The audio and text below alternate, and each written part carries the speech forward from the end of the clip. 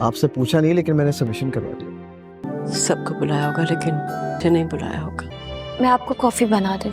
मेरे ख्याल है रहने ही देते हैं, बाद में कर लेंगे। कौन करेगा अरेंजमेंट? तो ये क्या आपको बुरा तो नहीं लगा कि मेरा ड्रामा सीरियल चाल के आने वाले एपिसोड में आप देखेंगे कि रुबाब को जैसे ही मालूम लगेगा कि सिकंदर अब भी सबा से मिलता रहता है, तो इस बात को लेकर वो बहुत ही तमाशा करने वाली है। आने वाले एपिसोड के स्टार्टिंग सीन में आप देखेंगे जब सिकंदर रुबाब को ये कह रहा होगा कि अगर तुम किसी को पसंद करती हो तो तुम बता दो मुझे, मैं तुम्हें छोड़ने के लिए तैयार हूँ, पर इस तरह से मैं नहीं रह सकता तुम्हारे साथ। जिस पर दोस्तों रुबाब उसे कहेगी कि वाह गलती करें आप और सारा मलबा मेरे ऊपर डाल रहे हैं, आप क्यों नहीं कहते कि आप ही मुझे छोड़ना चाहते हैं ताकि आप जाकर उस सबा से शादी करें।